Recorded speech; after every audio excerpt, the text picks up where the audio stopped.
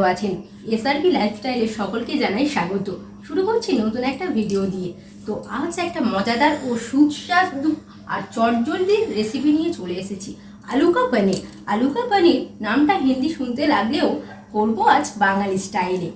বাঙালি স্টাইলে আলু কা পনির কীভাবে করি তো চলো দেখতে থাকো বন্ধুরা। রেসিপিটি করার জন্য যে যে উপকরণগুলি নিয়েছি তো এখানে রেখে দিয়েছি। এখানে নিয়ে নিচ্ছি 250 গ্রাম মতন পনির, আপনারা চাইলে এর বেশিও নিতে পারেন। তো কেটে রেখেছি আলু ডুমো ডুমো করে, নিয়ে নিয়েছি টমেটো, কাঁচা লঙ্কা আর কাজু বাদাম আর আদা একটু, নিয়ে নিয়েছি তেজপাতা আর শুকনো লঙ্কা, কিছুটা জিরে, হচ্ছে কি পোস্ত 10 গ্রাম মতন, আর একটু কাঠ মশলা আর কাশ্মীরি লঙ্কার গুঁড়ো। এবার পনিরটা ছোট ছোট করে কেটে নেব। পনিরটা এখানে লম্বা লম্বা করে কেটে নিচ্ছি প্রথমে।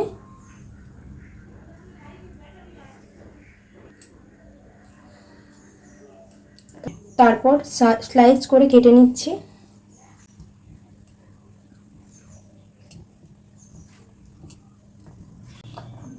ছোট ছোট করে পিস করে নিয়েছি পনিরের রেসিপি করার জন্য।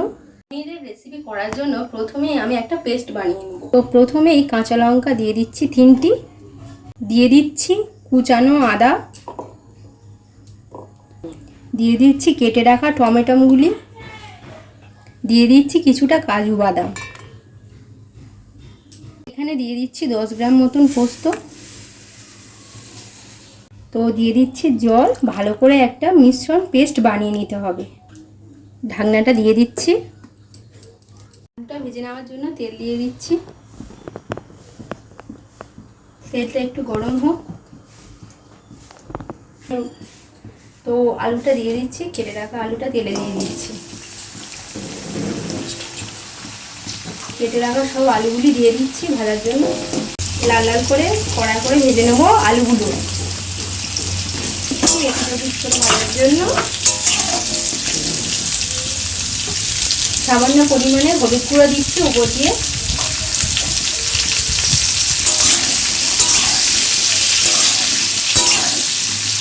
আলুটা ভাজা হোক। আলুটা লাল লাল করে ভেজে নিয়েছি, এখানে তুলে নেব। এবার একটা পাত্রে পুরো লাল লাল করে কড়া করে ভেজে নিয়েছি, যাতে তাড়াতাড়ি তরকারিটা হয়ে যায় ও স্বাদের মাত্রাটা খুব সুন্দর খেতে হয়। পনিরটা ভাজার জন্য অল্প পরিমাণ উপর দিয়ে হলুদ দিয়ে দিচ্ছি। এবার মাখিয়ে নেব, ভালো করে মাখিয়ে নিচ্ছি পনিরটি। এবার আস্তে আস্তে তেলে হালকা করে ভেজে নেব। পনিরগুলো দিয়ে দিচ্ছি।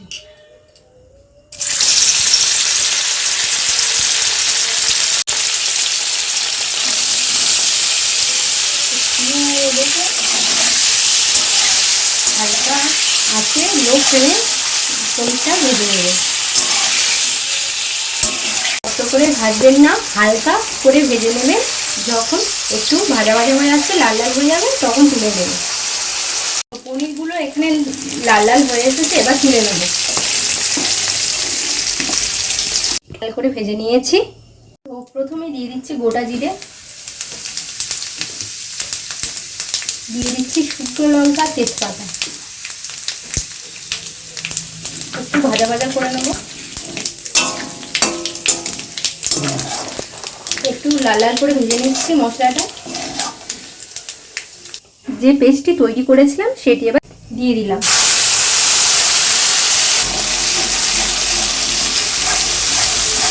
একটু ক্রিমি ক্রিমি ব্যাপারটা থাকবে।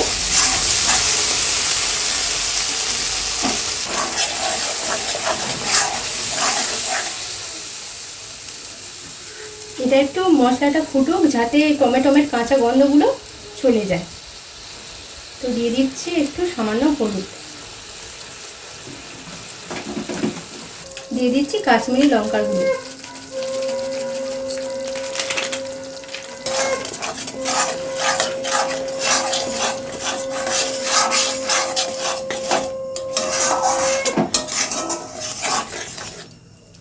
দিয়ে দিচ্ছি 1 চামচ মতন চিনি।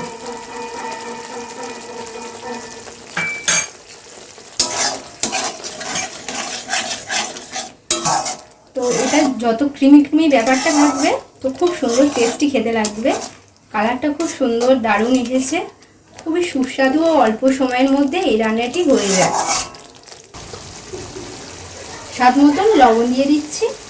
এটি সম্পূর্ণ নিরামিষ রান্না। এটি বাড়িতে যারা নিরামিষ খায় তাদের জন্য অবশ্যই বাড়িতে ট্রাই করতে পারেন।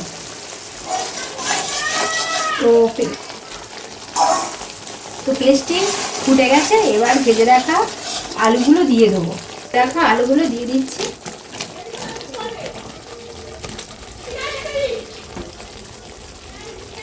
পনিরগুলো এখন দেবো না, আলুটা প্রথমে দিয়ে দিব। ব্যাপারটা এখানে কি জমে গেছে দেখো, এত সুন্দর কালার এসছে আর এত সুন্দর দেখতে হয়েছে, পুরো একদম মাখনের মতো। খুব মজাদার একটা রান্না, খুব অল্প সময়ের মধ্যে হয়ে যায়, খেতেও সুস্বাদু।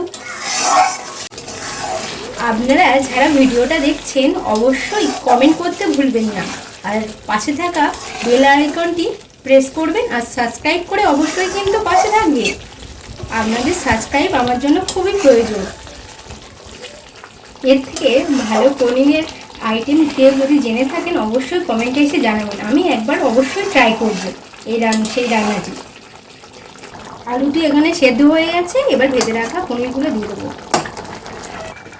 ভেজে রাখা পনিরগুলো দিয়ে দিচ্ছি ওপর দিয়ে।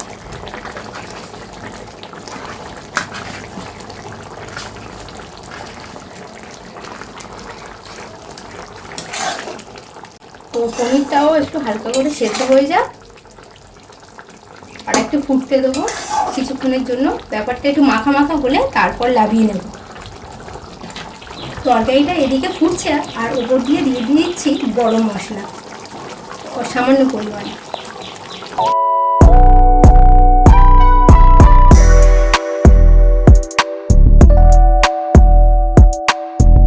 হয়ে গেছে, এবার লাভিয়ে নেব। তো এবার লাভিয়ে নিচ্ছি। পুরো মাখা মাখা, খুব সুন্দর দেখতে হয়েছে, খেতেও খুব দারুণ হয়।